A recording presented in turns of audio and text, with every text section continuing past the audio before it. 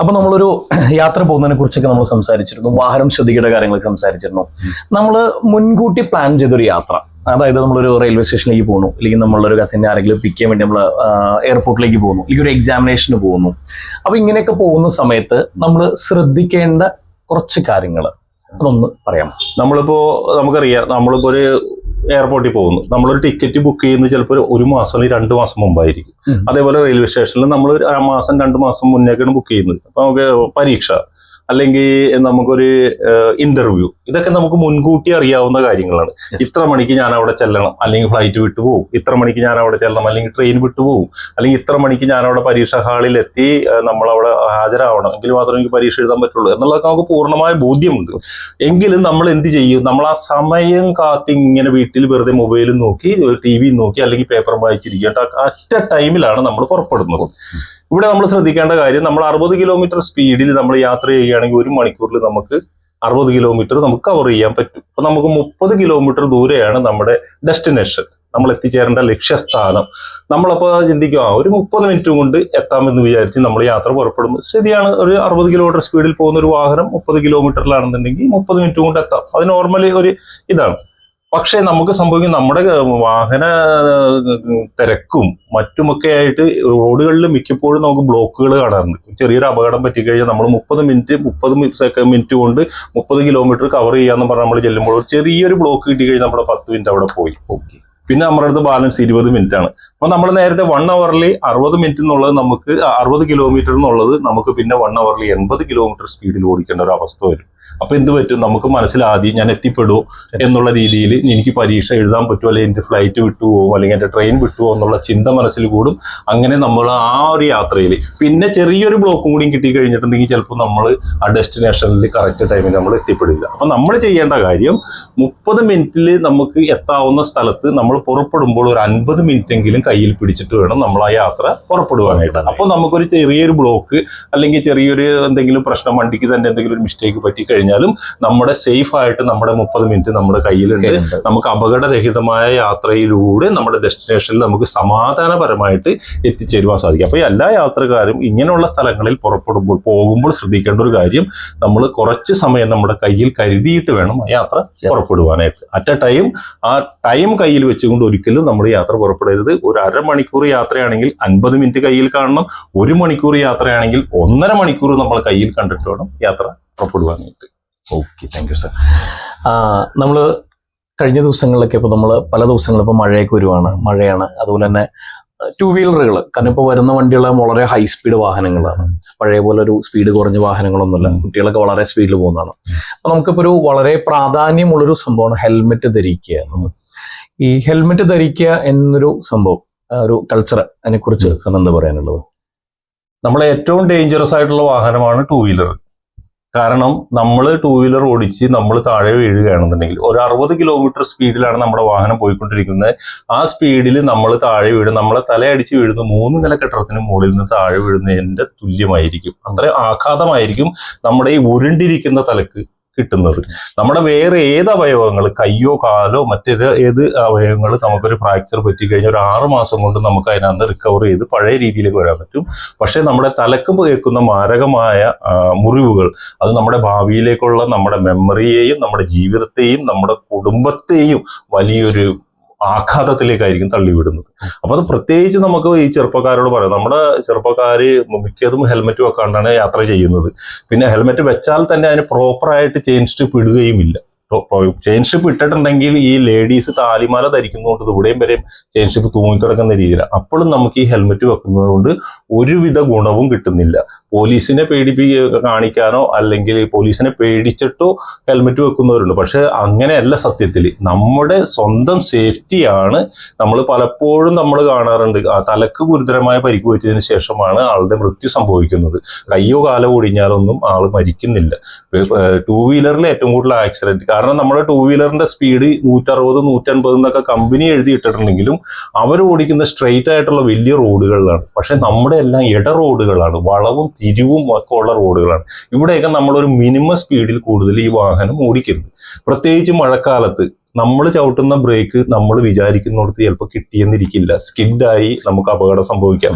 അപ്പൊ അതുകൊണ്ട് ഹെൽമെറ്റ് മസ്റ്റാണ്. എല്ലാവരും ഹെൽമെറ്റ് ധരിക്കണം. ഹെൽമെറ്റ് ധരിച്ചാൽ മാത്രം പോരാ, ആ ചെയിൻ സ്ട്രിപ്പ് നമ്മുടെ 2 വിരല് കടക്കത്തക്ക രീതിയിൽ ടൈറ്റ് ആയിട്ട് ധരിച്ചാൽ നമ്മളും സേഫാണ്, നമ്മുടെ കുടുംബവും സേഫാണ്, നമ്മുടെ സമൂഹവും സേഫാണ്. അത് അങ്ങനെ പ്രത്യേകിച്ച് പറയാൻ കാരണം, നമുക്കൊരു അപകടം പറ്റി, ഞാൻ എൻ്റെ കുടുംബനാഥനാണ്, എനിക്ക് എൻ്റെ തലക്കൊരു അപകടം പറ്റി, നമ്മൾ ആസ്ട്ര മെഡിസിറ്റി ചെന്ന് കഴിഞ്ഞാൽ പറയുന്നത് 35 ലക്ഷം രൂപ കെട്ടിവെക്കുന്നതാണ്.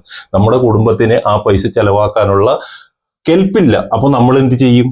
നമ്മളപ്പോൾ തന്നെ ഫേസ്ബുക്കിൽ പോസ്റ്റ് ഇടും, നമ്മൾ വാട്സാപ്പ് ഗ്രൂപ്പിൽ പോസ്റ്റ് ഇടും, അവളോടും ഗുരുതരമായ അപകടത്തിൽപ്പെട്ട് ചികിത്സാ സഹായം തേടുന്നു എന്നും പറഞ്ഞിട്ട് നമ്മൾ സാധാരണ പൊതുവെ കാണാറുണ്ട്. അപ്പൊ അവിടെ ആർക്കൊക്കെ ബാധ്യത വന്നു? എനിക്ക് ബാധ്യതയായി, എൻ്റെ കുടുംബത്തിന് ബാധ്യതയായി, എന്നെ രക്ഷിക്കേണ്ട എൻ്റെ സമൂഹത്തിന്റെയും കൂടി ബാധ്യതയായിട്ട് നമ്മൾ മാറി. അവിടെ ഏക ഒരു കാരണം എന്ന് ഞാൻ ഹെൽമെറ്റ് ഉപയോഗിച്ചില്ല. അപ്പം ഹെൽമെറ്റ് മസ്റ്റായിട്ട് ഉപയോഗിക്കാം. മറ്റുള്ള വാഹനങ്ങളെ അപേക്ഷിച്ച് 2 വീലറുകാർ പ്രത്യേകിച്ച് ആരൊക്കെ ആ വണ്ടിയിൽ യാത്ര ചെയ്യുന്നുണ്ടോ അവരെല്ലാവരും പ്രോപ്പറായിട്ട് ഹെൽമെറ്റ് ധരിക്കണം. നമ്മൾ എത്ര സേഫായിട്ട്, ഞാൻ ഇവിടെയും വരെയും പോകുന്നു, അല്ലെങ്കിൽ ഞാൻ സേഫായിട്ടാണ് വണ്ടി ഓടിക്കുന്നു പറഞ്ഞിട്ട് കാര്യമില്ല. മറുതലക്കിൽ നിന്ന് വരുന്ന വാഹനം എങ്ങനെയാണ് വരുന്നതെന്ന് നമുക്ക് പറയാൻ ഇല്ല. Okay, thank you sir. അതായത് നമ്മളൊരു ചെറിയൊരു അശ്രദ്ധ വലിയൊരു ബാധ്യത അല്ലെങ്കിൽ ഒരു വലിയൊരു അപകടം തന്നെ വരുത്തി വെക്കുന്നതാണ് പറയുന്നത്. ഇന്നലെ ഞാൻ അതുപോലെ വണ്ടി ഓടിക്കുന്ന സമയത്ത് ഒരു ചേട്ടൻ വലതുവശത്തേക്ക് ഇൻഡിക്കേറ്റർ ഇട്ടിരിക്കുകയാണ്. ചേട്ടൻ നേരെ ഇടതുവശത്തേക്ക് വണ്ടി വളച്ചു. ഞാൻ സത്യം പറഞ്ഞാൽ ബ്രേക്ക് പിടിച്ചുകൊണ്ട് പുള്ളിക്കും എനിക്കും അപകടം ഉണ്ടായില്ല. പക്ഷെ ബാക്കിൽ വന്ന വണ്ടിക്കാരൻ എന്റെ ബാക്കിലും തട്ടി. ചീത്ത ഞാൻ കിട്ടും. ആ ചേട്ടൻ ചെയ്ത തെറ്റിന് ഞാനാ ചീത്തട്ട്. നമ്മൾ ഇൻഡിക്കേറ്റർ ഇടുന്ന സമയത്ത് ശ്രദ്ധിക്കേണ്ട കാര്യങ്ങൾ. ഇൻഡിക്കേറ്റർ അപകടം വരുത്തുമോ? ഇൻഡിക്കേറ്റർ തീർച്ചയായിട്ടും അപകടം വരുത്തും. കാരണം നമ്മൾ പലപ്പോഴും കാണാറുള്ളതാണ് ഈ ബസർ പിടിപ്പിക്കാത്ത ഇൻഡിക്കേറ്ററുകൾ, അതായത് ടൂ അടിക്കാത്ത ഇൻഡിക്കേറ്ററുകൾ. നമ്മളിപ്പോ ഒരു യാത്രയിൽ പോകുന്നു, നമ്മൾ റൈറ്റിലേക്ക് തിരിയാനായിട്ട് നമ്മൾ ഇൻഡിക്കേറ്റർ ഇട്ടു, ഓക്കെ. അപ്പൊ നമ്മുടെ പുറകിൽ നിന്ന് വാഹന യാത്രികന് മനസ്സിലായി നമ്മൾ റൈറ്റിലേക്ക് തിരിക്കാൻ പോവുകയാണെന്നും പറഞ്ഞ് ഇൻഡിക്കേറ്റർ ഇട്ടു, നമ്മൾ റൈറ്റ് തിരിച്ചു. ചിലപ്പോൾ ഞാൻ ഫാമിലി ആയിട്ടായിരിക്കും യാത്ര ചെയ്യുന്നത്, അല്ലെങ്കിൽ കൂട്ടുകാരന്മാരായിട്ടായിരിക്കും യാത്ര ചെയ്യുന്നത്. നമ്മൾ വർത്തമാനത്തിൽ ഇങ്ങനെ യാത്ര ചെയ്ത് പോകുമ്പോൾ പിന്നെ നമുക്ക് പോയിട്ട് ലെഫ്റ്റിലേക്കായിരിക്കും തിരിയേണ്ടത്. നമ്മൾ ഈ സമയം നമ്മുടെ ഈ റൈറ്റിലേക്ക് ഇട്ടിരുന്ന ഇൻഡിക്കേറ്റർ നമ്മൾ മറന്നുപോയിട്ടുണ്ടാവും. മനസ്സിലായില്ലേ? അപ്പൊ നമ്മൾ ഈ ഇൻഡിക്കേറ്റർ ഓൾറെഡി റൈറ്റ് തെളിഞ്ഞുകൊണ്ടിരിക്കുകയാണ്, നമ്മൾ അവിടെ ചെന്നിട്ട് നമ്മൾ ലെഫ്റ്റ് ആണ് തിരിയേണ്ടത്. ഈ സമയം നമ്മുടെ പുറകിൽ നിന്ന് വരുന്ന ഡ്രൈവർ, ഏതൊരു വാഹനം ആയിക്കോട്ടെ, ബസ് ആയിക്കോട്ടെ, എനിവേ, ആ വാഹനയാത്രികൻ വിചാരിക്കുന്നത് ഈ പുള്ളിക്കാരൻ റൈറ്റിലേക്ക് തിരിയാനാണ് ഇൻഡിക്കേറ്റർ ഇട്ടേക്കുന്നത്, നമുക്ക് ലെഫ്റ്റിൽ കൂടി ഓവർടേക്ക് ചെയ്ത് പോകാം എന്നാണ് സാധാരണ നമ്മൾ പൊതുവായിട്ടുള്ള എല്ലാ ഡ്രൈവർമാരും നമ്മൾ ചിന്തിക്കുന്നത്. അങ്ങനെ നമ്മൾ ലെഫ്റ്റിൽ കൂടി ഓവർടേക്ക് ചെയ്യാൻ ശ്രമിക്കുമ്പോഴായിരിക്കും ഞാൻ എന്ത് ചെയ്യുന്നത്, ഞാൻ ലെഫ്റ്റിലേക്ക് തിരിക്കുന്നു. അങ്ങനെ അപകടം സംഭവിക്കും.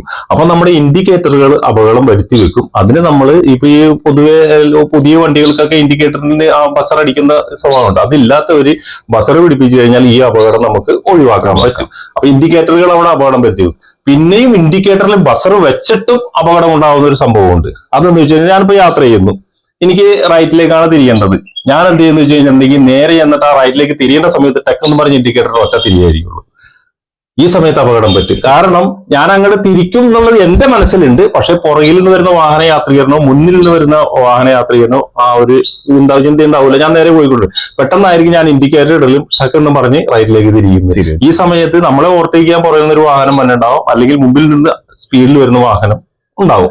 അത് തമ്മിൽ അതുകൊണ്ട് അപ്പൊ നമ്മള് ഈ ബസർ അടിക്കുന്ന ഇൻഡിക്കേറ്റർ ആണെന്നുണ്ടെങ്കിൽ നമ്മൾ ചുരുങ്ങിയത് നമുക്കിപ്പോ റൈറ്റിലേക്ക് തിരിയാനാണ് ഒരു 10 അടി മുന്നേ നമ്മൾ ഇൻഡിക്കേറ്റർ ഇടണം. 10 അടി മുന്നേ ഇൻഡിക്കേറ്റർ ഇട്ട് നമ്മൾ ആ 10 അടി എത്താറാകുമ്പോഴത്തേക്കും നമ്മൾ പിന്നെ ശ്രദ്ധിക്കേണ്ട ഒരു കാര്യം, മുന്നിൽ നിന്ന് വരുന്ന വാഹനയാത്രികന്റെ സ്പീഡും കൂടി നമ്മൾ നോക്കണം. ആ സ്പീഡ്, കാരണം അവന് കൺട്രോളിന് അപ്പുറമാണ് സ്പീഡ് എന്നുണ്ടെങ്കിൽ ചിലപ്പോൾ നമ്മൾ തിരിക്കുമ്പോൾ അവന് ബ്രേക്ക് കിട്ടില്ല. അതേപോലെ തന്നെ നമ്മൾ തിരിക്കുമ്പോൾ പ്രത്യേക പ്രവണത നമ്മുടെ നാട്ടിലുള്ള, നമ്മൾ റൈറ്റ് ഇൻഡിക്കേറ്റർ തിരിക്കുമ്പോഴും നമ്മുടെ റൈറ്റിൽ കൂടി ഓവർടേക്ക് ചെയ്ത് പോകുന്ന ഒരു പ്രതിഭാസം നമ്മുടെ നാട്ടിലുണ്ട്. അപ്പൊ അതും കൂടി ശ്രദ്ധിക്കണം. ഫ്രണ്ടിലെ വാഹനത്തിന്റെ സ്പീഡും പുറകിൽ നിന്ന് ഏതെങ്കിലും വാഹനം ഓവർടേക്ക് ചെയ്ത് വരുന്നുണ്ടോ എന്ന് നോക്കിയിട്ടും കൂടി വേണം നമ്മൾ റൈറ്റിലേക്ക് തിരിയാനായിട്ട്. അപ്പൊ നമ്മൾ ശ്രദ്ധിക്കേണ്ടത്, നമുക്ക് റൈറ്റ് തിരിയാനാണെങ്കിൽ 10 മീറ്റർ മുന്നേ ഇൻഡിക്കേറ്റർ ഇട്ട് നമ്മൾ ഇൻഡിക്കേഷൻ കൊടുത്ത് നമ്മൾ തിരിയേണ്ട ആ സ്ഥലം വരുമ്പോൾ ഫ്രണ്ടിലെ വാഹനത്തിന്റെ സ്പീഡും നമ്മുടെ പുറകിൽ നിന്ന് ഏതെങ്കിലും വാഹനം നമ്മൾ ഓവർടേക്ക് ചെയ്യുന്നുണ്ടോ നോക്കിയിട്ടും കൂടി വേണം നമുക്ക് റൈറ്റ് ചെയ്യാം. അപ്പൊ അങ്ങനെ നമുക്കൊരു അപകടം ഒഴിവാക്കി എടുക്കാൻ പറ്റും. ഇപ്പോ ബസർ അടിക്കുന്ന ഇൻഡിക്കേറ്ററിൽ അപകടം ഉണ്ടാവാം, ബസർ അടിക്കാത്ത ഇൻഡിക്കേറ്റർ, ഇതെല്ലാം നമ്മുടെ കയ്യിലിരിക്കുന്ന കാര്യമാണ്, അല്ലാണ്ട് താനെ വരുന്നതല്ല, നമ്മുടെ അശ്രദ്ധ മൂലം സംഭവിക്കുന്ന അപകടം. ഇൻഡിക്കേറ്റർ ഇടുമ്പോൾ നമ്മൾ ശ്രദ്ധിക്കുക. ഞാൻ ഇൻഡിക്കേറ്റർ ഇട്ടു, എന്റെ സൈഡ് ക്ലിയർ ആണെന്നുള്ളതല്ല. ഇൻഡിക്കേറ്റർ ഇടുന്നതിന് അതിന്റെ പ്രൊസീജിയർ ഉണ്ട്. ഒരു 10 മിനിറ്റ് മുമ്പ് ഇൻഡിക്കേറ്റർ ഇട്ട് പുറകിൽ നിന്ന് വരുന്ന വാഹന യാത്രികന് അതിന്റെ ഇൻഫർമേഷനായി, മുമ്പിൽ നിന്ന് വരുന്ന യാത്രികനും അതിന്റെ ഇൻഫർമേഷനായി ഇദ്ദേഹം റൈറ്റ് തിരിയാൻ പോവുകയാണെന്നുള്ളത്. അപ്പൊ ടപ്പേന്ന് പറഞ്ഞ ഇൻഡിക്കേറ്റർ ഇട്ട് തിരിക്കുമ്പോഴാണ് ഈ അപകടം ഉണ്ടാകുന്നത്. അത് ഒഴിവാക്കാം. Okay sir. നമ്മളെ മഴക്കാലമൊക്കെയാണ്. ഇപ്പോ വാഹനങ്ങൾ ഓടിക്കുമ്പോൾ അപകടം കൂടിയൊരു സമയം കൂടിയാണ്. മറ്റൊരു കാലഘട്ടത്തിലും അപകടം കൂടിയൊരു സമയം കൂടിയാണ്. നമ്മൾ മഴക്കാലം ആവുന്ന സമയത്ത് നമ്മൾ വാഹനം ഓടിക്കുമ്പോഴും വാഹനത്തിനും ശ്രദ്ധിക്കേണ്ട കാര്യങ്ങൾ എന്തൊക്കെയാണ്? ആദ്യം തന്നെ നമുക്ക് വാഹനത്തിന്റെ നോക്കാം. നമ്മുടെ വാഹനത്തിന്റെ ടയറാണ് ആദ്യം നമ്മൾ നോക്കേണ്ടത്. കാരണം തേയ്മാനം കൂടിയ ടയർ, കട്ടയില്ലാത്ത ടയറുകളാണെന്നുണ്ടെങ്കിൽ അത് കൂടുതൽ അപകടത്തിലേക്ക് വരുത്തും. കാരണം നമ്മൾ ബ്രേക്ക് ചവിട്ടുമ്പോൾ ഇത് സ്ലിപ്പായി. കാരണം ഈ മഴക്കാലത്ത് റോഡിന്റെ പ്രതലത്തിൽ ഒരു ഓയിലിന്റെയും വെള്ളത്തിന്റെ ഒരു പാളി ഉണ്ടാവും. അത് നമുക്ക് കാണാൻ പറ്റില്ലെങ്കിൽ അത് ചെറിയ തോതിൽ ഉണ്ടാവും. അപ്പൊ നമ്മൾ പെട്ടെന്ന് ഒരു ബ്രേക്ക് കുടിക്കാൻ തന്നു കഴിഞ്ഞിട്ടുണ്ടെങ്കിൽ ഈ ബ്രേക്ക് ടയറിന് കട്ടയില്ലാത്തതുകൊണ്ട് സ്ലിപ്പായിട്ട് നമ്മൾ വിചാരിക്കുന്നതിനപ്പുറത്തേക്ക് ഈ വാഹനം തെന്നി മാറിപ്പോവാൻ സാധ്യതയുണ്ട്. ഒന്നത്. രണ്ടാമത്തെ നമ്മുടെ വൈപ്പറിന്റെ റബ്ബർ നമ്മൾ കറക്റ്റ് പ്രോപ്പർ വൈപ്പർ വർക്ക് ചെയ്തില്ലെങ്കിൽ നമ്മുടെ വ്യൂ, നമുക്കിപ്പോ 100 മീറ്റർ സാധാരണ പകൽ സമയത്ത് നോക്കാൻ പറ്റുന്ന ആ ഇതാണെന്നുണ്ടെങ്കിൽ ഒരു പെരുമഴയത്ത് നമുക്കതൊരു 20 മീറ്റർ 25 മീറ്റർ കൂടുതൽ നമുക്ക് വ്യൂ കിട്ടില്ല. അപ്പൊ ആ വൈപ്പർ പ്രോപ്പറായിട്ട് വർക്ക് ചെയ്തില്ലെങ്കിൽ, ഇപ്പൊ നമ്മൾ വൈപ്പർ ബ്ലേഡ് പഴയതായി കഴിഞ്ഞാൽ ഇത് ഹാർഡാവും. അപ്പൊ ശരിക്കുമുള്ള അതിന്റെ വെള്ളം അത് ശരിക്കും തുടച്ചു നിൽക്കാൻ പറ്റില്ല. അപ്പൊ നമ്മുടെ വ്യൂ കുറയുന്നതനുസരിച്ചിട്ട് നമുക്ക് നമ്മൾക്ക് ഒരു അപകടത്തിലേക്ക്, കാരണം നമ്മുടെ റോഡ് നമുക്ക് കറക്റ്റ് ക്ലിയർ ആയിട്ട് കിട്ടില്ല. റോഡിലൂടെ പോകുന്ന സൈക്കിൾ യാത്ര ചെയ്യുന്ന കാൽനട യാത്രക്കാരനെ അവരൊന്നും നമുക്ക് കറക്റ്റ് ആയിട്ട് കാണാൻ പറ്റില്ല. അങ്ങനെ ഒരു അപകടം പറ്റും. അപ്പൊ നമ്മൾ ഈ രണ്ട് കാര്യം വാഹനത്തിൽ നമ്മൾ ശ്രദ്ധിക്കേണ്ടതാണ്. കാരണം വൈപ്പർ ബ്ലേഡ് പ്രോപ്പർ ആയിരിക്കണം, അതേപോലെ തന്നെ ടയർ നല്ല കട്ടയുള്ളതായിരിക്കും. പിന്നെ നമ്മൾ ഈ വിൻഡ് ഗ്ലാസ്സിന് നമ്മൾ പ്രത്യേകിച്ച് ചില സമയത്ത് ഒരു മൂടൽ പോലെ കാണാം. അത് ഈ ഓയിലിന്റെയും ഇതൊക്കെ ആയിട്ടുള്ള ഒരു ഇതാണ്. അത് നമുക്ക് വേണമെങ്കിൽ നിസ്സാരമായിട്ട് ചെയ്യാവുന്നുള്ളൂ. നമ്മുടെ ന്യൂസ് പേപ്പർ എടുത്ത് നമ്മൾ യാത്ര പുറപ്പെടുന്നതിന് മുമ്പ് ന്യൂസ് പേപ്പറും കൊണ്ട് അതിന്റെ മുകളിൽ ശരിക്കും ഒന്ന് ഹാർഡായിട്ട് തുടച്ചു കഴിഞ്ഞിട്ടുണ്ടെങ്കിൽ ആ ഇതൊക്കെ മാറി നമുക്ക് ക്ലീൻ ആയിട്ട് നമ്മുടെ വിൻഡ് ഗ്ലാസ് കിട്ടും. അപ്പൊ അത് പ്രത്യേകം ശ്രദ്ധിക്കുക. വേറെ തുണിയൊന്നും കൊണ്ടല്ല, ന്യൂസ് പേപ്പർ ഉപയോഗിച്ച് നമ്മൾ ശരിക്കും നല്ല ഹാർഡായിട്ട് തുടച്ചു കഴിഞ്ഞാൽ ആ ഓയിൽ അംശമൊക്കെ മാറി നല്ല ക്ലീൻ ആയിട്ട് കിട്ടും. അങ്ങനെ നമുക്ക് ചെയ്യാം.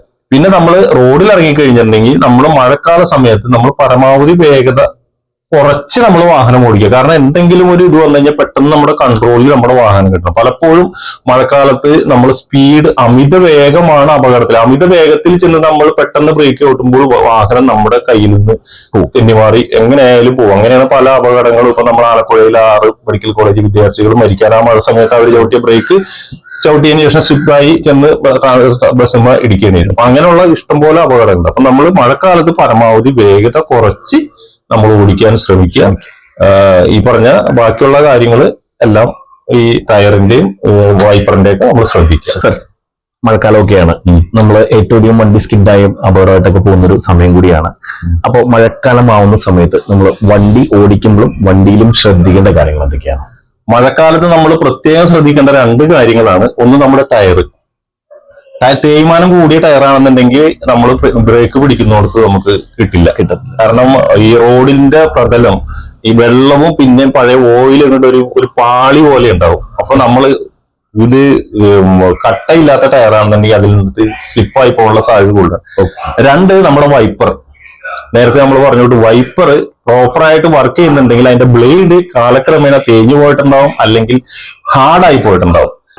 നമ്മളെ സാധാരണ ഈ റൂട്ടില് സിഗ്നലിൽ നിൽക്കുന്ന സമയത്ത് നമ്മളിപ്പോൾ ശ്രദ്ധിക്കുന്ന ഒരു സംഭവമാണ് ഈ ബാറ്ററി വണ്ടികൾ, ഇല്ലെങ്കിൽ സൈക്കിൾ യാത്രക്കാരൻ. ഇപ്പോ സൈക്ലിംഗ് ഒരു ട്രെൻഡാണല്ലോ, ആരോഗ്യപരമായിട്ട് ട്രെൻഡാണ്. അപ്പൊ ഇങ്ങനെയുള്ള പല ആളുകളും സിഗ്നൽ നോക്കാതെ എടുത്തങ്ങ് പോവാറുണ്ട്. ഈ പറയുന്ന ബാറ്ററി വണ്ടികൾ അല്ലെങ്കിൽ സൈക്കിളുകൾ, അവർക്ക് സിഗ്നൽ ബാധകമാണോ അല്ല ബാധകമല്ലേ? ഏതൊരു വ്യക്തിക്കും സിഗ്നൽ ബാധകമാണ്. സ്പെഷ്യലി കാൽനട യാത്രക്കാരനായാലും ഒരു സിഗ്നൽ പോയിന്റിലാണെങ്കിൽ അദ്ദേഹത്തിനും ആ സിഗ്നൽ ബാധകമാണ്. കാരണം നമ്മൾ ഇപ്പൊ വാഹനങ്ങൾക്ക് പോകുവാനായിട്ടാണ് നമ്മൾ ഗ്രീൻ, യെല്ലോ, റെഡ് 3 സിഗ്നൽ ഉള്ളത്. ഇതിനപ്പുറം കാൽനട യാത്രക്കാർക്ക് പ്രത്യേകിച്ച് സീബ്ര ലൈനിലൂടെ ക്രോസ് ചെയ്യാനായിട്ട് എല്ലാ സിഗ്നൽ പോയിന്റിലും പെഡസ്ട്രിയൻ സിഗ്നൽ വെച്ചിട്ടുണ്ട്. മനസ്സിലായില്ലേ? ഒരാളിങ്ങനെ നിൽക്കണത് ആ സിഗ്നൽ റെഡ് ആണെന്നുണ്ടെങ്കിൽ ഒരു കാരണവശാലും സീബ്ര ലൈനിലൂടെ കാൽനട യാത്രക്കാര് പെഡസ്ട്രിയൻ ക്രോസ് ചെയ്യാൻ പാടില്ല എന്നാണ് പറയുന്നത്. അതിനുശേഷം ആ വാഹനം പോയി കഴിഞ്ഞതിന് ശേഷം പെഡസ്ട്രിയൻ സിഗ്നൽ ഗ്രീൻ ആവുമ്പോൾ മാത്രമേ ആ സീബ്ര ലൈനിൽ കൂടി കാൽനട യാത്രക്കാര് ക്രോസ് ചെയ്യാൻ പാടുള്ളൂ. ഇതാണ് നിയമം പറയുന്നത്. പക്ഷെ എന്നാലും നമ്മുടെ നാട്ടുകാര് അത് സിഗ്നൽ റെഡ് ആണോ ഗ്രീൻ ആണോ ഒന്നും നോക്കില്ല. അവര് സീബ്ര ലൈനാണ് എനിക്ക് അവകാശപ്പെട്ടതാണെന്ന് പറഞ്ഞിട്ട് പോകും. പക്ഷെ സിഗ്നൽ പോയിന്റിൽ സീബ്ര ലൈൻ ഉണ്ടെങ്കിൽ അതിനും അവിടെ സിഗ്നൽ ഉണ്ട് കാൽനട. പിന്നെ സൈക്കിള് മുതൽ എല്ലാ വാഹനങ്ങൾക്കും സിഗ്നൽ ബാധകമാണ്. എല്ലാവരും സിഗ്നലിൽ വെച്ച് സിഗ്നലില് പോകാവൂ. അത് എനിക്ക് ആ സൈക്കിളുകാരനാണെന്നും പറഞ്ഞുകൊണ്ട് സിഗ്നൽ എത്തിച്ച് പോകാൻ പാടില്ല. ബാറ്ററി വണ്ടിയാണ് സിഗ്നൽ എത്തിച്ച് പോകാം. കാരണം മറുവശത്ത് സിഗ്നൽ ഉള്ളപ്പോഴാണ് നമ്മൾ ഈ അതിനിടയിൽ കൂടി കയറി പോകുന്നത്. അവൻ നോക്കുന്നത് സിഗ്നലാണ്. അവന്റെ ആ വാഹനയാത്രികൻ ആ സിഗ്നലിലൂടെ പോകുമ്പോൾ അതിനിടയിൽ കൂടി നമ്മൾ എങ്ങനെ കയറി കഴിഞ്ഞാലും ആകാശത്തേക്ക് കൂടി പോകുന്ന വിമാനം തമ്മിൽ കൂട്ടിയിട്ടില്ല. അത് സിഗ്നൽ തെറ്റുന്നതുകൊണ്ട്. അപ്പൊ നമ്മൾ സിഗ്നൽ തെറ്റിച്ച് പോകാൻ പാടില്ല. ഒരു സിഗ്നൽ പോയിന്റിൽ എല്ലാവർക്കും സിഗ്നൽ ബാധകമാണ്. അതുകൂടെ ഒരു സംശയം കൂടി, നമ്മളിപ്പോ ലൈസൻസ് വേണ്ട എന്നുള്ളൊരു സംഭവമാണ് ഈ ബാറ്ററി വണ്ടികൾ കൂടുതൽ പ്രൊമോട്ട് ചെയ്യാനും പിന്നെ പെട്രോളിന്റെ ഒരു വശവും. കുട്ടികളിൽ കൂടുതലായിട്ട് ബാറ്ററി വണ്ടികൾ എടുത്തു കൊടുക്കുന്ന പാരന്റ്സിനെ കാണാറുണ്ട്. രക്ഷിതാക്കൾ പിള്ളേർ സ്കൂളിലൊക്കെ പോട്ടെ, എളുപ്പമായിട്ട് പോട്ടെ, അടിപൊളിയായിട്ടൊക്കെ പോട്ടെ എന്ന് പറഞ്ഞ് ബാറ്ററി വണ്ടികൾ എടുത്തു കൊടുക്കും. പലപ്പോഴും നമ്മൾ റോട്ടിൽ ഇറങ്ങുന്ന സമയത്ത് 3-4 കുട്ടികളൊക്കെ കൂടി ബാറ്ററി വണ്ടിയിൽ അടിച്ചു പൊളിച്ച് ഹെൽമെറ്റ് ഒന്നും വെക്കാതെ പോകുന്നത് കാണാറുണ്ട്. അതിനെ കുറിച്ച് നമ്മുടെ അഭിപ്രായം എന്താണ്? അത് ഇപ്പൊ ഈ ഇടയ്ക്ക് അതൊരു ട്രെൻഡായിട്ട് മാറിയൊക്കെയാണ്. ഈ ബാറ്ററി വണ്ടികളിൽ പിള്ളേര് 3-4 പേരെയൊക്കെ വെച്ച് പോകുന്നത് ഒരു നടപടി എടുക്കൂല എന്നുള്ളൊരു ചിന്താഗതിയാണ് പിള്ളേർക്കും ഉള്ളത്. 5ാം ക്ലാസ്സിൽ പഠിക്കുന്ന പിള്ളേരെ വരെ ഞാൻ ഓടിച്ചിട്ട് പോകുന്നത് കണ്ടിട്ടുണ്ട് 3 പിള്ളേരെയൊക്കെ വെച്ചിട്ട്. അതൊക്കെ വളരെ ഒരു ഡേഞ്ചർ ആയിട്ടുള്ളൊരു സംഭവമാണ്. അവർക്ക് എന്താണ് ട്രാഫിക് സിഗ്നൽ, എങ്ങനെയാണ് ഞാനൊരു വാഹനം റോഡിൽ കൂടി ഓടിക്കേണ്ടത് എന്ന് പോലും അറിയാൻ പാടില്ലാത്ത ഒരു ഘട്ടത്തിലാണ് അവന്മാർ ആ കുട്ടികൾ ഈ വണ്ടി ഓടിക്കുന്നത്. അപ്പൊ അത് വളരെയേറെ ഒരു അപകടം വരുത്തി വെക്കുന്ന ഒരു കാര്യമാണ്. അത് നമ്മൾ മാതാപിതാക്കളോട് ഞാൻ പലവരോടും പറഞ്ഞിട്ടുണ്ട്. പക്ഷെ അവർക്ക് പിള്ളേരെ പോയി വരുന്നതിന്റെ ഒരു സുവിധയാണ് അവർ നോക്കുന്നത്. പക്ഷെ നമ്മൾ കുറ്റം പറയുന്നല്ല, പക്ഷെ നിയമങ്ങൾ പാലിച്ചിട്ട് അവരിപ്പോ ആ പിള്ളേരൊക്കെ ഒരു ഹെൽമെറ്റ് വെച്ച് ഓടിക്കാൻ അവരുടെ അടുത്ത് പറഞ്ഞു കഴിഞ്ഞാൽ മാതാപിതാക്കൾക്ക് വലിയ കുഴപ്പമൊന്നുമില്ല. പക്ഷെ അത് അവളെ പറയുന്നില്ല എന്നുള്ളതാണ് ഞാൻ പറയുന്നത്. ഈ ബാറ്ററി വണ്ടി ആയാലും നമ്മൾ 2 വീലർ ആയാലും ഈക്വലാണ്. അതിന് ബാറ്ററി വെച്ച് പോകുന്നു മാത്രം. നമ്മുടെ റോഡിൽ ഒരു 25-30 കിലോമീറ്റർ സ്പീഡിലൊന്നും നമുക്ക് നമ്മുടെ ഈ ഇട റോഡുകളിൽ ഓടിക്കാൻ പറ്റില്ല. അത്ര സ്പീഡിൽ തന്നെയാണ് 25 കിലോമീറ്റർ സ്പീഡിലാണ് ഈ ബാറ്ററി വണ്ടി ഉള്ളത്, നമ്പർ ഇല്ലാത്തത്. അതിന് മുകളിലേക്ക് ഉള്ള വണ്ടിക്ക് നമ്പർ വേണം. അപ്പൊ ഈ നോർമൽ ബാറ്ററി വണ്ടിക്ക് 25 കിലോമീറ്റർ സ്പീഡാണ് അതിന്റെ ഏറ്റവും മാക്സിമം സ്പീഡ്. അത്ര സ്പീഡിൽ തന്നെ നമുക്ക് ഈ റൂട്ടിൽ കൂടി വണ്ടി ഓടിക്കാൻ പറ്റുള്ളൂ. അപ്പൊ ഏതൊരു അപകടവും അതിന് സംഭവിക്കാം. അപ്പൊ പ്രോപ്പർ ആയിട്ട് ഞാൻ പറയുന്നത് ആ ബാറ്ററി ഓടിക്കുന്ന എല്ലാ മാതാപിതാക്കളും ആ കുട്ടികളുടെ തലയിൽ ഹെൽമെറ്റ് വെപ്പിക്കണം. പ്രോപ്പറായിട്ട് ഹെൽമെറ്റ് വെപ്പിച്ച് 2 പേരിൽ കൂടുതൽ ആ വാഹനത്തിൽ കയറ്റരുതെന്നും കൂടി അവർക്കൊരു നിർദ്ദേശം ആ കുട്ടികൾക്ക് മാതാപിതാക്കൾ കൊടുക്കണമെന്നുള്ളതാണ് എനിക്ക് പറയാനുള്ളത്. കാരണം വലിയൊരു അപകടത്തിലേക്ക് ചിലപ്പോൾ അത് കാരണം അവർ ഞാൻ പലപ്പോഴും ശ്രദ്ധിക്കാറുണ്ട്. നമ്മൾ സിഗ്നലുകളിൽ അവർ സിഗ്നലൊന്നും നോക്കാറില്ല. തോന്നിയോട്ട് തിരിച്ച് തോന്നിയ വഴിയൊക്കെയാണ് പിള്ളേര്. കാരണം അവർക്ക് അതിനെക്കുറിച്ച് ഗ്രാഹ്യമില്ല, അറിയില്ല എങ്ങനെയാണെന്നുള്ളത്. അതാണ് അതിന്റെ കാരണം. നമ്മൾ മുതിർന്നവരാണ് പറഞ്ഞു കൊടുക്കേണ്ടത്. സർ, പലപ്പോഴും ഇപ്പൊ നമ്മള് നിയമങ്ങളെ കുറിച്ച് പറഞ്ഞു, ട്രാഫിക് നിയമങ്ങളെ കുറിച്ചൊക്കെ പറഞ്ഞു. കാൽനട യാത്രക്കാർ പലപ്പോഴും റൂട്ടിലൂടെ മുറിച്ചു കിടക്കുമ്പോഴും ഈ റൂട്ടിലൂടെ സഞ്ചരിക്കുമ്പോഴും അപകടങ്ങൾ ഉണ്ടാവുന്നുണ്ട്. അപ്പോ ആ ഒരു അപകടത്തെ കുറിച്ച് സാറിന് എന്താണ് പറയാനുള്ളത്? നമ്മള് കൂടുതലും കേൾക്കുന്ന റോഡ് മുറിച്ച് കിടക്കുമ്പോൾ കാർ ഇടിച്ച് മരിച്ചു, റോഡ് മുറിച്ച് കിടക്കുമ്പോൾ ബസ് ഇടിച്ച് മരിച്ചു, അങ്ങനെ പല വിധത്തിലുള്ള വാർത്തകൾ നമ്മൾ കാൽനട യാത്രക്കാരുടെ നമ്മൾ കേൾക്കണ്ട. അവർ വാഹനം ഉപയോഗിക്കുന്നില്ല, പക്ഷെ അവർ മരണപ്പെടുന്നു അപകടങ്ങളിൽ. അപ്പൊ നമ്മുടെ ഒരു നിസ്സാരമായ അശ്രദ്ധയാണ്. നമ്മൾക്ക് ഒരു പ്രത്യേകത വെച്ചിട്ടുണ്ടെങ്കിൽ നമ്മൾ തിരക്ക് പിടിച്ചുള്ള ജീവിതയാത്രയിലാണ് നമ്മൾ പോയിക്കൊണ്ടിരിക്കുന്നത്. നമുക്ക് സമയമില്ല. 24 മണിക്കൂർ നമുക്ക് പോരാ എന്നുള്ളൊരു അവസ്ഥയിലാണ് നമ്മുടെ ജീവിതം ഇപ്പൊ മുന്നോട്ട്. എപ്പോ ചോദിച്ചാലും സമയമില്ല, എനിക്ക് സമയമില്ല, ഞാൻ തിരക്കിലാണ്, എപ്പോഴും ഞാൻ തിരക്കിലാണ്, ഈ ജീവിതം മൊത്തം തിരക്കിലാണ്. അത് തിരക്ക് പിടിച്ച സമയത്ത് ജോലിക്ക് പോകുമ്പോഴൊക്കെ ആയിട്ട് നമ്മൾ ബസ്സിൽ നിന്ന് ഇറങ്ങിക്കഴിഞ്ഞാൽ നമ്മൾ പിന്നെ ഇടം വലമൊന്നും നോക്കുന്നില്ല, നേരെ റോഡ് ക്രോസ് ചെയ്യണം, വണ്ടി വരുന്നുണ്ടോ ഇല്ലയോ. പിന്നെ രണ്ടാമത്തെ പ്രശ്നം, നമ്മൾ ബസ്സിൽ നിന്ന് ഇറങ്ങി തന്നെ അപ്പൊ തന്നെ മൊബൈൽ നമ്മുടെ ചുവട്ടിലാണ്. അങ്ങനെ ഒരു പ്രശ്നം കൂടി ഉണ്ട്. അപ്പൊ ആ ഒരു ശ്രദ്ധയും റോഡിൽ നോക്കാതെയുള്ള ശ്രദ്ധയും വരുമ്പോൾ അപകടം ഉണ്ടാവുന്നു. റോഡ് മുറിച്ചു. അപ്പൊ നമ്മൾ പ്രത്യേകം ശ്രദ്ധിക്കേണ്ടത് നമ്മളുടെ തിരക്കിനിടയിൽ നമ്മുടെ ജീവിതം, നമ്മുടെ ഈ വിലപ്പെട്ട ജീവിതമാണ്. നമുക്ക് 1 മിനിറ്റ് അല്ലെങ്കിൽ 2 മിനിറ്റ് നമ്മൾ വെയിറ്റ് ചെയ്ത് റോഡ് നോക്കി ക്രോസ് ചെയ്ത് നമുക്ക് നഷ്ടമൊന്നുമില്ല. പക്ഷെ ഒരു ആയുസ് നഷ്ടപ്പെടുമ്പോൾ, ഒരു കുടുംബത്തിന്റെ അത്താണി നഷ്ടപ്പെടുമ്പോൾ അത് വളരെ ഒരു വലിയൊരു ആഘാതമാണ് ആ കുടുംബത്തിനെ സൃഷ്ടിക്കുന്നത്. അപ്പൊ ഒരു 2 മിനിറ്റിന് വേണ്ടി നമ്മൾ ഒന്ന് ജസ്റ്റ് അവിടെ വെയിറ്റ് ചെയ്ത് വണ്ടികൾ വന്നിട്ടുണ്ടോ നോക്കിയിട്ട് ക്രോസ് ചെയ്യണം. പിന്നെ നമ്മൾ റോഡ് ക്രോസ് ചെയ്യുമ്പോൾ ഉണ്ടാകുന്ന അപകടങ്ങൾ എന്ന് വെച്ച് കഴിഞ്ഞാൽ, നമ്മളിപ്പോ ക്രോസ് ചെയ്യാൻ നിൽക്കുന്നു, ഒരു വാഹനം വരുന്നു, നമ്മൾ ആ വാഹനത്തിന് പതുക്കെ കൈ കാണിച്ച് ആ വണ്ടി സ്ലോ ആയി. അങ്ങനെ നമ്മൾ റോഡ് ക്രോസ് ചെയ്യാൻ ചെല്ലുമ്പോൾ നമ്മൾ ശ്രദ്ധിക്കുന്നത് അപ്പുറത്തൊരു വാഹനം ഭയങ്കര സ്പീഡിൽ വരുന്നു. നമ്മൾ മലയാളികൾ ചെയ്യുന്ന ഒരു പ്രത്യേക കാര്യം എന്ന് വെച്ചാൽ എന്ത് ചെയ്യും, നമ്മൾ നേരെ റിവേഴ്സ് പോകും. ഏറ്റവും വലിയ അപകടം പിടിച്ച സംഭവമാണ് നമ്മൾ പകുതി റോഡ് പോയിട്ട് റിവേഴ്സ് വരുമ്പോഴാണ് അപകടം കൂടുതൽ സംഭവിക്കുന്നത്. കാരണം നമ്മൾ പകുതി പോയി കഴിയുമ്പോൾ റൈറ്റ് സൈഡിൽ നിന്ന് വരുന്ന വാഹന യാത്രികൻ എന്ത് വിചാരിക്കും, അദ്ദേഹം വിചാരിക്കും ഞാൻ പാസ് ചെയ്ത് പോകുന്നു. പെട്ടെന്നായിരിക്കും അവിടെ നിന്ന് ലെഫ്റ്റ് സൈഡിൽ നിന്ന് ഒരു വാഹനം ഹൈ സ്പീഡിൽ വരുമ്പോൾ നമ്മൾ എന്ത് ചെയ്യും, നമ്മൾ റിവേഴ്സ് പേടിച്ചിട്ട് വരുമ്പോൾ ഈ വാഹനം വന്ന് നമ്മളെ ഇടിക്കും. അപകടം സംഭവിക്കുന്നത്. അങ്ങനെ റോഡ് മുറിച്ച് കിടക്കുമ്പോൾ ഒരു കാരണവശാലും നമ്മൾ പോയ ഇടത്ത് നിന്ന് തിരിച്ച് റിവേഴ്സ് ഒരു കാരണവശാലും വരരുത്. നമുക്ക് അങ്ങനെ ഒരു വണ്ടി വരുന്നുണ്ടെങ്കിൽ നമ്മൾ ആ പോയ നിന്ന ഡെസ്റ്റിനേഷൻ ആ സ്ഥലത്ത് തന്നെ നമ്മൾ ഉറപ്പിച്ച് നിൽക്കുക.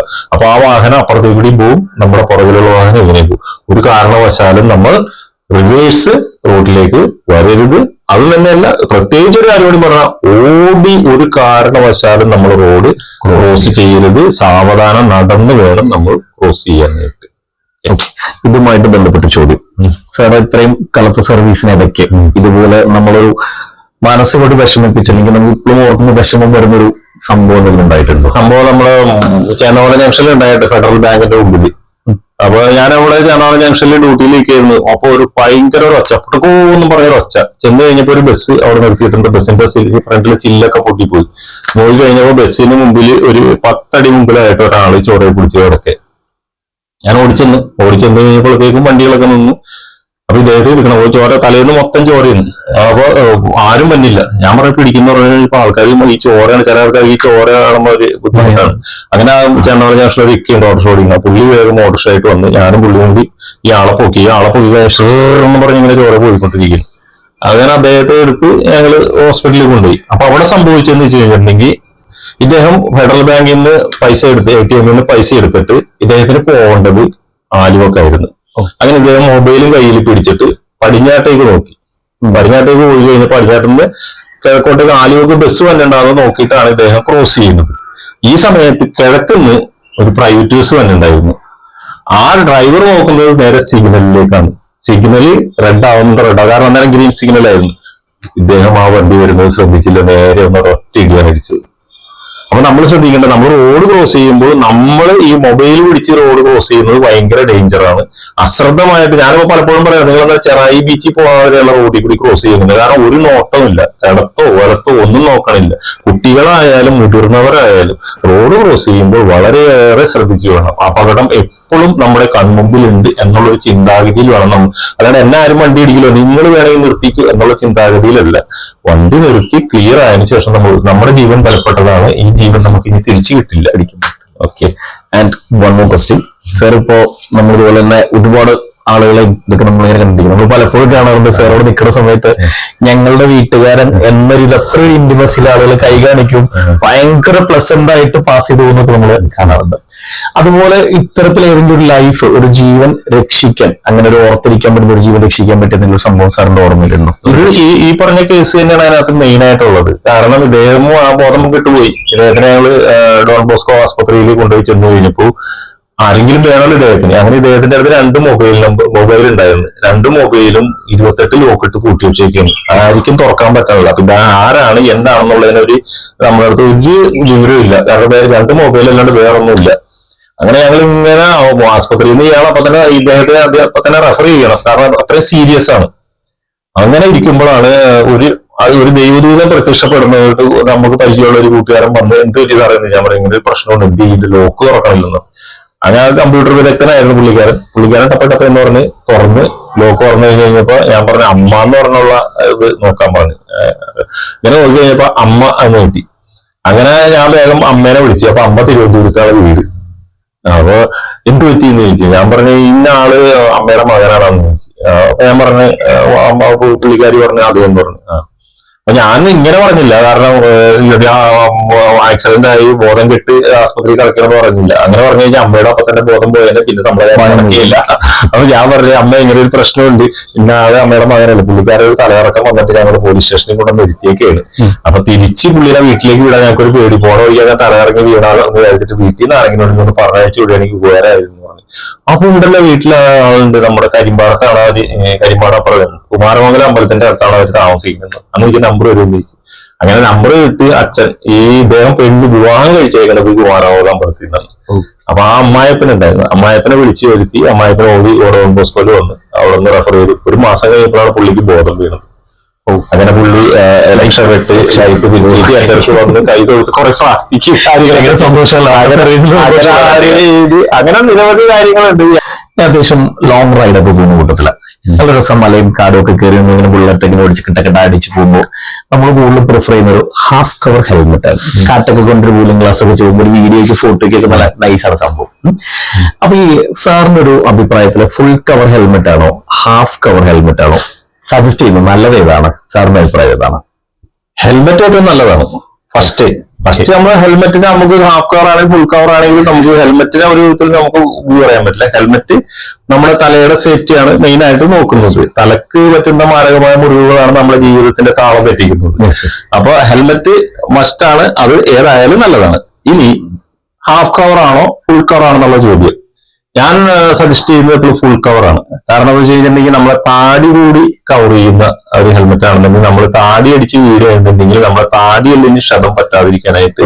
കാരണം നമ്മുടെ തലയുടെ ഏത് ഭാഗം വേണമെങ്കിലും ചിലപ്പോൾ മൂക്കൂത്തി വീഴാം, അല്ലെങ്കിൽ തലകുത്തി വീഴാം, അല്ലെങ്കിൽ പുറം തല അടിച്ച് വീഴാം, എങ്ങനെ വേണമെങ്കിലും നമ്മൾ ആ ഭാഗത്തിൽ വീഴാം. അപ്പൊ പലപ്പോഴും നമ്മൾ പലവരെയും കേട്ടിട്ടുണ്ട് താടിയെല്ല് തെറ്റിപ്പോയി എന്നുള്ളത്. അപ്പൊ ചോദിക്കുന്നു പറയുകയാണെങ്കിൽ ഹാഫ് മിക്കപ്പോഴും ഹെൽമെറ്റ് വെച്ചിട്ടുണ്ടാവില്ല, വെച്ചിട്ടുണ്ടെങ്കിൽ തന്നെ അത് ഹാഫ് കവർ ഹെൽമെറ്റ് ആയിരിക്കും. അപ്പൊ നമ്മൾ കൂടുതലും നമുക്ക് ഒരു സേഫ് നമ്മുടെ ഫുൾ കവർ ഹെൽമെറ്റ് തന്നെ തന്നെ. കാരണം അപ്പൊ നമ്മുടെ കംപ്ലീറ്റ് നമ്മുടെ താടിയെല്ല് കൂടി അത് സേഫ് ചെയ്യുന്നുള്ളതാണ് എനിക്ക് പറയാനുള്ളത്. എപ്പോഴും ഹെൽമെറ്റ് സേഫ് ആണ്, പക്ഷെ നമ്മൾ ചെയിൻ സ്ട്രിപ്പ് ഇട്ടില്ലെങ്കിൽ ഏത് ഹെൽമെറ്റ് വെച്ചിട്ടും കാര്യമില്ല. നമ്മൾ ഹെൽമെറ്റ് വെച്ചാൽ പ്രോപ്പർ നമ്മൾ ചെയിൻ സ്ട്രിപ്പ് ടൈറ്റിൽ ഇട്ടെങ്കിൽ മാത്രമേ ഹാഫ് വെച്ചാലും ഫുള്ള് വെച്ചാലും പറഞ്ഞു വരുന്നത് ഫുൾ കവർ വെക്കുക, നമ്മുടെ തലയുടെയും താടിയുടെ ഒക്കെ സേഫ്റ്റിക്ക് ആയിട്ട് ചിൻ സ്ട്രാപ്പ് പ്രോപ്പർ ആയിട്ട് വെയർ ചെയ്യുക. ഓക്കെ. നമ്മൾ വാഹനം ഓടിക്കുമ്പോൾ നമ്മൾ ആദ്യം പറയുന്നത് ക്ഷമയാണ് വേണ്ടത് എന്ന് നമ്മൾ പറയാറുണ്ട്. ക്ഷമ എന്താ പറയാ, അത്രയും വാല്യുബിൾ ആയിട്ടൊരു സാധനമാണെന്ന് പറയുന്നുണ്ട്. അത് എന്താണ് ഒരു കാരണം? ഇതാണ് നമുക്ക് നമ്മൾ പൊതുവെ നമ്മുടെ ഗതാഗത സംസ്കാരത്തില് നമ്മൾ വാഹനം ഓടിക്കുന്നതിൽ ഇല്ലാതെ ആയി പോയിരിക്കുന്ന ഒരു സാധനം എന്ന് വെച്ചിട്ടുണ്ടെങ്കിൽ ക്ഷമയാണ്. നമുക്ക് ക്ഷമയില്ല. നമ്മുടെ മുന്നിൽ പോകുന്ന വാഹനം ഒന്ന് സ്ലോ ആയി കഴിഞ്ഞാൽ നമ്മൾ ഹോൺ അടിച്ച് ആകെ പ്രശ്നം. നമുക്കറിയാം, ഒന്ന് ഹോൺ അടിച്ചു കഴിഞ്ഞ് ക്ഷമയില്ല, എന്തിനെന്നെ ഹോൺ അടിച്ച് എന്ന് പറഞ്ഞിട്ട് മുമ്പിൽ വന്നിട്ട് വാഹനത്തെ തടഞ്ഞു നിർത്തി വാഹനത്തിന് അടിച്ചു ഓടിക്കുന്നു. ജസ്റ്റ് ഒന്ന് ഓവർടേക്ക് ചെയ്ത് ജസ്റ്റ് ഒന്ന് മുട്ടി കഴിഞ്ഞാൽ അപ്പോൾ തന്നെ അവനെ കൈകാര്യം ചെയ്യുന്നു. അപ്പൊ ഫാമിലി ആയിട്ട് പോകുന്ന പാർട്ടികൾ രണ്ടുപേരും ഫാമിലി ആണെന്നുണ്ടെങ്കിലും ജസ്റ്റ് ഒരു മിസ്റ്റേക്ക് പറ്റി കഴിഞ്ഞാൽ വീട്ടിലിരിക്കുന്ന കാരണന്മാരെ വരെ തെറി പറയുന്ന ഒരു സിറ്റുവേഷൻ. അപ്പൊ ഞാൻ പലപ്പോഴും ആലോചിക്കാറുണ്ട്, സ്വന്തം ഭാര്യയും മക്കളും ഇരിക്കുമ്പോൾ ഇത്രയും ക്ഷോഭിതനായിട്ട് ഇദ്ദേഹം എന്തുകൊണ്ട് ഇങ്ങനെ പറയുന്നു? കേൾക്കുന്ന അദ്ദേഹവും അതുപോലെ തന്നെ തിരിച്ചു മറുപടിയും കൊടുക്കുന്നു. അപ്പൊ വളരെ എന്താ ക്ഷമയെന്ന് പറഞ്ഞ ഒരു സാധനം നമുക്ക് വാഹനം ഓടിക്കുമ്പോൾ ഏറ്റവും ആദ്യം വേണ്ട ക്ഷമയാണ്. ആ ക്ഷമയുണ്ടെങ്കിൽ നമുക്ക് മറ്റുള്ള വാഹന യാത്രികരെ നമുക്ക് പരിഗണിക്കാനും അവനെ എന്താ പറയുന്ന മാനിക്കാനും അവനെ ബഹുമാനിക്കാനും പറ്റും. ഒരാള് ഹോൺ അടിക്കുന്നു, ചിലപ്പോൾ എമർജൻസി കാരണമായിരിക്കാം, നമ്മൾ സൈഡ് ഒതുക്കി കൊടുക്കുക, അദ്ദേഹം കയറി പോയിക്കോട്ടെ, അദ്ദേഹത്തിന് ധൃതി ഉണ്ടാവും, നമുക്ക് പ്രശ്നമില്ല, നമ്മൾ എന്ന് വിചാരിച്ചു കഴിഞ്ഞാൽ ഇവിടെ ഒരു പ്രശ്നമില്ല. അതെ, പ്രശ്നമില്ല, തീരാവുന്ന പ്രശ്നമുള്ളൂ. പക്ഷെ അവിടെ എന്നെ ഹോൺ അടിച്ച് മാറ്റിക്കാൻ നോക്കുന്നു, നിരന്തരമായിട്ട് ഹോൺ അടിക്കുന്നു, നീട്ടി ഹോൺ അടിക്കുന്നു, പ്രശ്നം, ഒച്ചപ്പാട്, ബഹളം. അതേപോലെ തന്നെ നമ്മൾ സിഗ്നലിൽ നമ്മൾ വണ്ടി ഇപ്പൊ റെഡ് സിഗ്നലിൽ വണ്ടി നിർത്തിയേക്കുന്നു, ഗ്രീൻ സിഗ്നലായി. ഈ സിഗ്നൽ ആവുന്നതിന് മുമ്പ് ഒരു പുറയുന്ന ഹോൺ അടി കുടുങ്ങിയാണ്. നമ്മൾ സാധാരണ റൂട്ടിലൊക്കെ പോകുമ്പോൾ നമ്മൾ കാണാറുണ്ട് പൊതുനിരങ്ങളിൽ പാർക്ക് ചെയ്യുന്നത്. നമ്മൾ സൈൻ ബോർഡുകളൊക്കെ നോക്കി അല്ലെങ്കിൽ ഒരു കടയിലേക്ക് പോകണമെങ്കിൽ നമ്മൾ പെട്ടെന്ന് 2 മിനിറ്റ് കാര്യമുള്ളൂ എന്ന് നമ്മളങ്ങ് പാർക്ക് ചെയ്തിട്ട് പോകുന്നത്. ഈ പൊതുനിരത്തിൽ പാർക്ക് ചെയ്യുമ്പോൾ നമ്മൾ ശ്രദ്ധിക്കേണ്ട കാര്യങ്ങൾ എന്തൊക്കെയാണ്? ഈ പൊതുനിരത്തിൽ പാർക്ക് ചെയ്യുന്ന കാര്യം പറയുമ്പോൾ നമ്മളെ ആരെയും കുറ്റം പറഞ്ഞിട്ട് കാര്യമില്ല ഇതിനകത്ത്.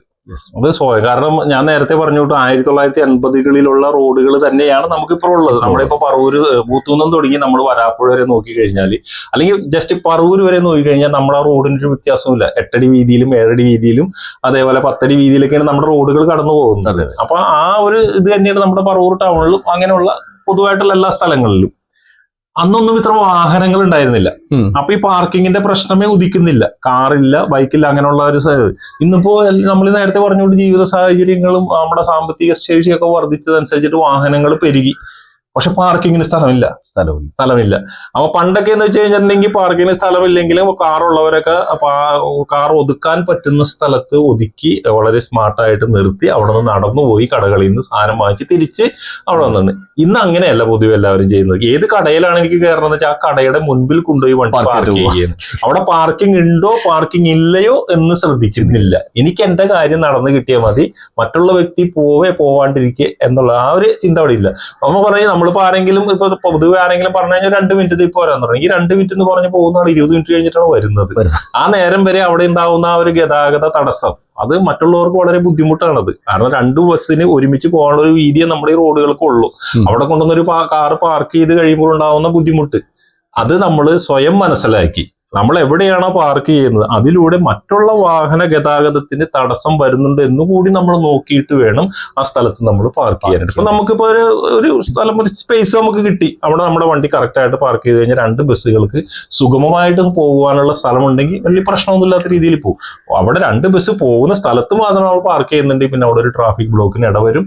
ആ സമയത്തായിരിക്കും ചിലപ്പോൾ ഒരു ആംബുലൻസോ മറ്റേ എമർജൻസി കേസുകളോ ഫയർ എഞ്ചിനോ പോലീസോ എക്സൈസ് ഏതെങ്കിലും വാഹനം വന്ന് പെട്ടുപോയി കഴിഞ്ഞാൽ അവർക്ക് ഡെസ്റ്റിനേഷനിൽ ചെല്ലാൻ താമസം വരികയും ആ പ്രശ്നത്തിന് പരിഹാരം പൂർണ്ണമായിട്ട് കണ്ടെത്താൻ പറ്റാതെയും വരും.